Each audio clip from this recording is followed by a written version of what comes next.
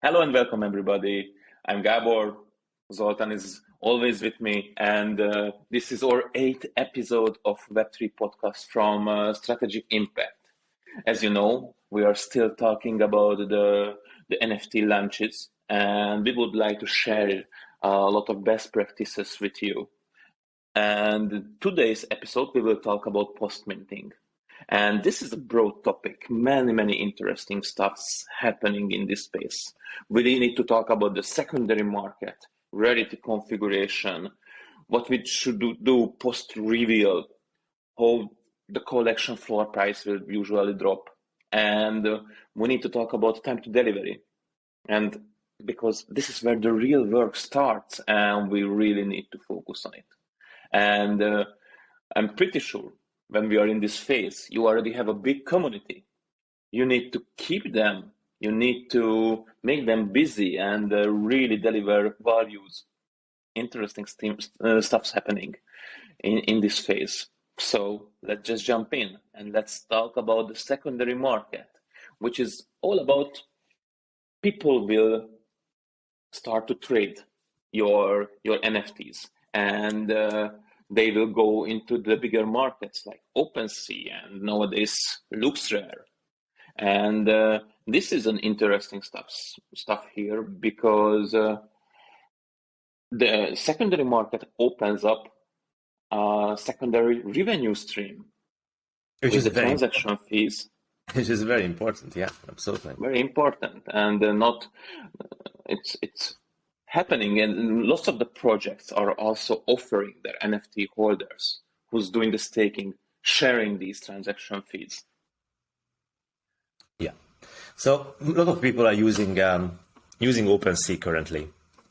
That's pretty much because that's the first big second-hand market, and the volume there is pretty high. So whoever hears about NFTs, the first thing they do is just pretty much go to OpenSea.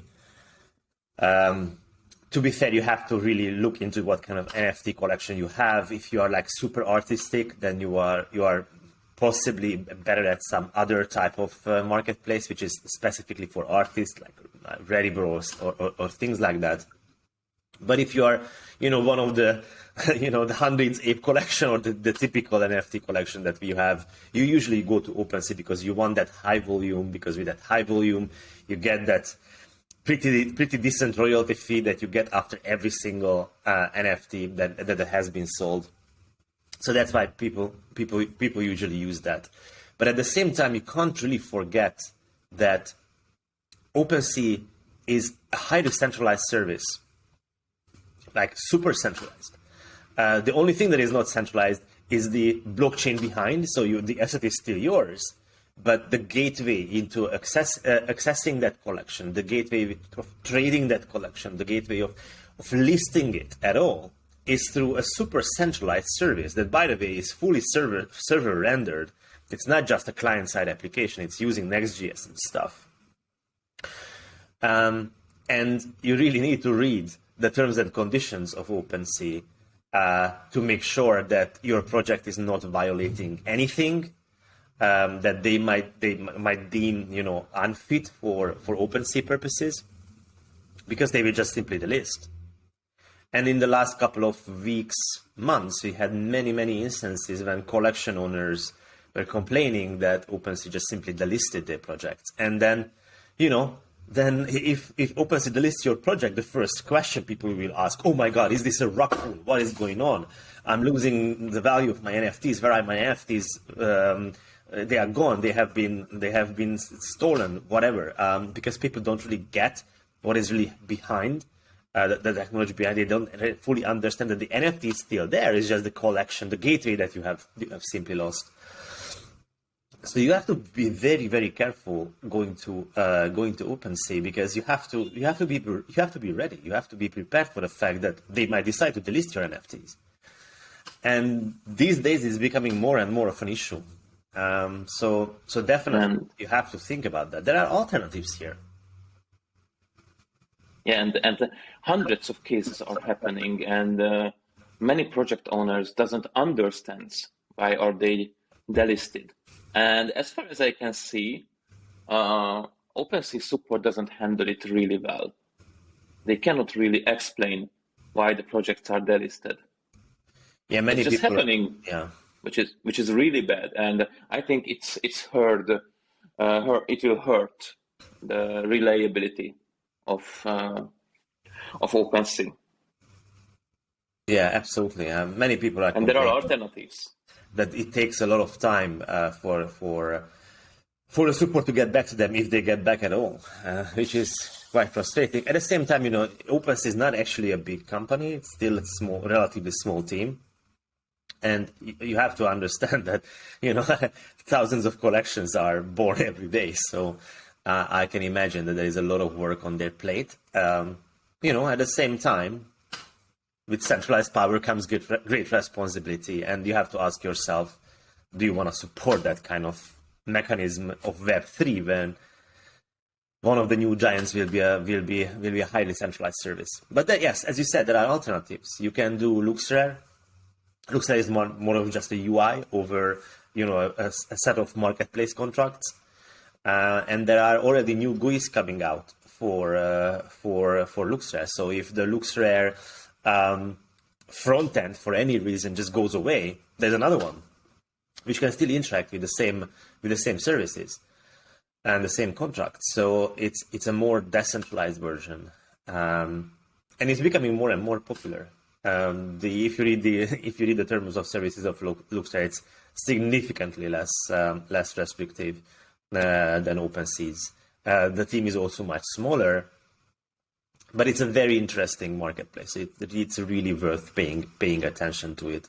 And of course, you can always roll your own. Writing a marketplace is actually not that extremely hard. Of course, if you're not a development team, it is very hard. But if you have like a development team who understands smart contracts and stuff, it's not that complicated to actually write a marketplace, a small marketplace that is just advertising your NFTs, nothing else. For example, the Idols NFT project that we were talking about in the last project, they did it. So it is doable. And, if for any reason your NFTs, you're in the danger zone that your NFTs for any reason might be delisted from any of these marketplaces, maybe that's the best option to use. Yeah, and this reason can be some kind of securities or royalties are attached to your NFT, which is a model that's getting more and more popular nowadays. Yeah, that's the thing, because we have been talking about this for so long now that you need to put some value behind your NFTs. And honestly, the hundreds merge stories just and the game is just not gonna cut it, right? So people will have to start thinking about putting like real value and real benefits. And usually the real benefit is if you have a product, if you have a brand or anything, and your holders can share in your success, in your financial success. But that topic is immediately goes into the securities topic in the US at least. So for that reason, OpenSea would delist you immediately, right? So so you need to start thinking about what you want to do here. You want to go through a formal process. Even if you go through a formal process with your NFTs, I'm not even sure that is possible currently with NFTs. But even then, probably being on OpenSea is not the safest way. So probably a second-hand market would work for you. At the same time, with a second-hand market that you're implementing for your own self, you're probably losing the revenue stream for the second-hand, exchanges and transactions. Because it's just the volume is most likely not there on your personal site. But yeah, that's what it is. I think this is a good summary. So be careful what you choose, because it can have a big effect on your project. Our second topic for today is Rarity. NFT Rarity is originated from the Trace fund in the CryptoPunk collections. Rarity drives a large part of the economy around collectible NFTs, and it's something that creates excitement. So if some parts of are rare, the value is even higher, and this is what we are talking about here. But it also comes with a lot of questions. How should we calculate the rarity? Yeah, so just taking one step behind for everyone to understand the way usually NFTs work is that besides the art, there is another additional file called metadata. It's a JSON file. There's a special format and special keys in it. And it pretty much describes the traits, the special attributes and properties that an NFT can have. For example, the hair color, the eye color, the type of the jacket that your character is wearing, let's say, or the, I don't know, necklace, the jewelry. So these things. And each of these accessories, each of these properties will have a different distribution of presence in your collection. So for example, having like a Bitcoin logo, necklace chain might be super rare, while not having, let's say, a necklace at all will be super common. So all of these attributes are fairly standardized. That's how, OpenSea can display these traits. And at the same time, the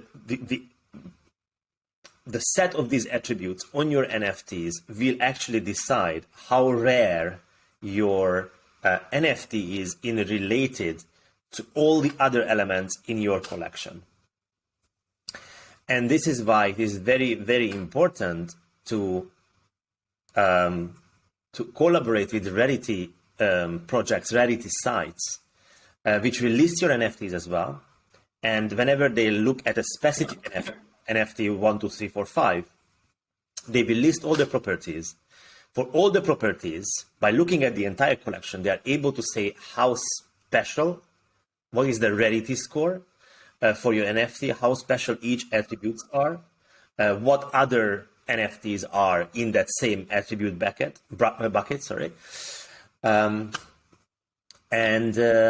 and based on that, people can decide if they want to buy your NFT or not. So this is the concept. And as Gabor was mentioning, it is very important to have a good understanding how your rarity will be calculated for your very own project. Many collections do that they release, let's say, 10K of NFTs, but they keep, let's say, 5. Okay, 5 is going to go for the team. And that 5 is not going to be randomly generated. That 5 is going to be very specific, will belong into the extreme legendary category. So everything, all the attributes will be the most rare items. And they don't intend to sell it. They just intend to keep it for the team. Why? It could be because of utilities, right? Anyway, that belongs to the team. Why they keep doing it that way? That could be like they have further ideas on the roadmap. So they're not planning to sell it. But these items will skew the rarities extremely. So another collection item that is going to be there will be heavily affected. Their rarity score will be heavily affected by these super legendary items, even though they should never actually go into circulation. So whenever you are talking to a site like Rarity Tools or Rarity Snipers and you're listing your NFT collection, you have to make them understand how to calculate your rarity. You have to make them understand that 5 needs to be excluded from the actual scoring, for example, because otherwise it's just going to skew the entire collection. And in some cases, you also want to put different emphasis on different traits when you are calculating the rarity scores. So it's not just always pure math. Maybe we want to add some additional weights to certain traits. So this is why you have to really figure out how you want to calculate your rarity. What makes an NFT more valuable? Because, for example, having the Bitcoin necklace, the rare one, could be much more valuable than having the purple hair, which is also the same rarity, but at the same time, that big Bitcoin necklace is worth more for some reason. So this is why you have to tune that algorithm quite a bit. Yeah. And this is another thing you should consider before you are creating your algorithm, your smart contract, and releasing the project, because this is also something you cannot change later. Yeah, exactly. This is how it is. And we're just arriving our third topic for today, which is the floor price. And the post-refill for most collections, these are usually drop. Yeah. There are art-based projects which are disappointment, like HapeBeast or C01. And for most of the overhyped art-based projects, which are not utility and there are no actual product that will create revenue, the prices usually pump and dump. And this is what you don't want to do. The other aspect here is the celebrity promoting NFTs. These are usually also pump and dump. And you won't like that because it can be bad from investment point of view and it won't recover like ever. Yeah, the thing is that, as you said, after reveal, usually collection floor prices really drop. It might not have been true in January, let's say, or December when the market was beyond bullish, but these days it's definitely true, and they can drop big. They can drop really, really big, and this is where the difference of just being purely art-based or actually having some strong value behind it will make a big difference. I mean, even art-based projects could really, really work if there is a strong artist behind, right? If there is somebody there for who the artwork can actually really appreciate, but just a random guy from Twitter, even though it's gonna be, let's say, a beautiful art, it's not really gonna make it, right? So keeping that floor up is important because, as we said, with second-hand markets, the traffic, the transaction numbers and the transaction values just yields extra profit for you, and at the same time, it keeps your community there. But it is very hard post-reveal to keep that level of engagement with your project and keep that floor prices high. And as we said, overhyped projects or just celebrity-based promotions or arts without real value is just not the recipe for success to keep this high. So you really have to think about what's going to happen after minting. Yeah. If you want to have a project afterwards. And the other thing you should consider after minting, let's just assume it was successful. But this is where the real work starts, and you have a community, and you build up a hype, and this is not the right timing to go to Hawaii or Bali, because this is a good way to negate all the effort you put into, and when you're coming back, it's becoming a shipwreck, and people losing interest, people losing faith, and everything will collapse at this point. So I think we need to say out loud, this is where the hard work starts. Yeah, absolutely. Really? I mean, you can go to Hawaii, but while you're on a surfboard, be on your phone, right? But handling your MacBook on a surfboard is not the it's not life insurance, is it? Yeah, absolutely. Yeah, exactly. Actually, I mean, I wouldn't say selling out is super easy, but actually selling out is the easier part. Because if you have a project which has a roadmap that actually has items in it, then you need to deliver. And that can be really hard based on the team that you have. Do you already have the team who can deliver? Are you going to build the team now? If you are building the team now, then it's going to be extremely challenging because these people have never worked before together, right? And whenever you have a new team, they need to, get used to each other. You have to get a feel for your processes. You have to get a feel for how you can work together, how you can collaborate together, and how you can actually deliver together, how you communicate together.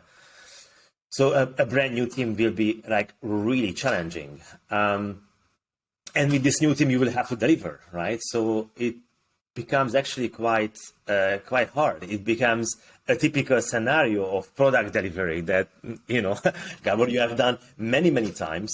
You could tell a lot of stories about how hard it is to kick off a new product with a brand new team. Yeah. Maybe sometime we will do a podcast about it, because it not just can be hard. It will be hard. Yeah. Extremely hard. I'm pretty sure about that. And most of the projects are not able to deliver. That's for sure. Yeah. We've seen many of these projects. Exactly. I mean, you can just look at the startup world, right? 4 out of 5 startups that totally fail. Like 4 out of 5 IT projects, or 3 out of 5, they definitely fail. And there is many reasons for that. And our industry, the IT industry, has been trying to fix this for years with various processes and lots of techniques, which require a lot of experience and a lot of expertise. Yeah. So, when 10 random people from all over the internet just get behind an NFT project and they say like, okay, let's build the metaverse. I would love to see that. I would love to see it working out. Yeah. And let's just assume you put together a proper team, carefully selected people, and you have good processes, you are following it, the morale is good. The next step is you really need to make progress, and you really need to show and make all of this progress visible. And you need to be careful how you are communicating all of these. You need to communicate on Discord, on Twitter, maybe TikTok. Some are using it, but and you don't need to wait for big announcements. What you need to do is to drop information, progress every single week. Do some extra emails, because it's super important. People can ask questions. They can see the progress. They will see that, okay, something happening during this project, and these guys really know what they are doing, and you can keep up the trust here. And what's really important here, people like to be close to you and your team, and they really appreciate every single drop of the information. Maybe they want to see it every day. It depends on your community and depends on how you are setting their expectation. And this is a really important topic here. So you really need to deliver when you are promising these. Really need to carefully share the information. What I would say, always under promise and over deliver. Yeah. Definitely. So many teams are making this mistake. So many teams are like, okay, now we are done with the meeting. Maybe even they don't go to Hawaii, but they are like, okay, we need to start really working, heads down, coding, designing, whatever, and then they disappear for days. You don't know what's really going on. And they come back and they say, we are working on this and working on that, and I'm sorry we can't do announcements every single day. And you don't have to. But you have to show that there is a progress. You have to show that you didn't run away with the money. It is very different to invest in your project through the NFT landscape, where all the NFT holders really have to trust you, compared to institutionalized investment, when there is like a really strong legal frameworks and all of that, when it's not just that easy to run away with your money, except if you're Theranos, but let's not go into there. So it's really about trust, and the only way to gain that trust is actually showing your progress. And you have so many ways to do that. And I'm sorry to bring up Gary Vee a lot, but that guy really knows how to do it. I mean, do you think he's the one who needs to show progress on his NFT collection every single day? He is really not the guy who needs to do that, and he still does it anyway. Like, did you for a second think that on a given day, there is no progress with his NFT collection, with VFriends 2 or whatever it is called right now? He was posting about it every single day. Every single day, not just, leading up to the project, but after the first collection dropped, then he was talking about, okay, how is he going to go further? Every single day, he was showing progress. That's why I said that, even if you just go to a meeting with a bunch of lawyers, then make a TikTok video saying, okay, I'm going to go into a meeting with a bunch of lawyers to talk about this and that. You can show progress. If your project is code-based, is the easiest way to show progress. We have a solution for this for 10, 20 years now. Oh, maybe not 20 years, 10 years. Almost 20, okay, almost 20. Open source. Develop your project in the open. Go to GitHub. Publish your project there, and people will see that your project is progressing. There's a very good example for this called, it's in a cryptocurrencies, the Cardano project, ADA. Like, a lot of people have a lot of questions about the project. Okay, is this something that we can trust? Is this something that is going to really be something? Is this really taking the principles of Web3? There's a lot of doubts around the project all the time, but it is still one of the most active projects in terms of code contribution from all of the cryptocurrencies that exist in open source. One of the most active.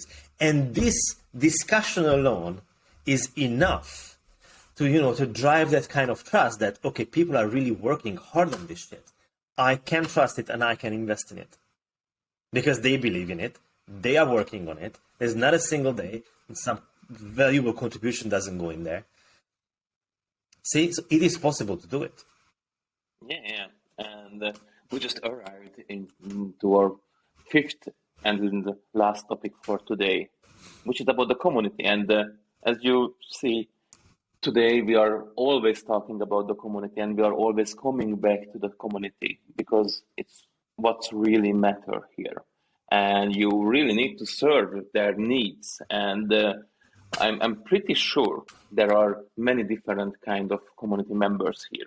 There are flippers maybe, and there can be genuine investors and believers who's you really engage with you, or some people are coming for the DAO to start building something together with you.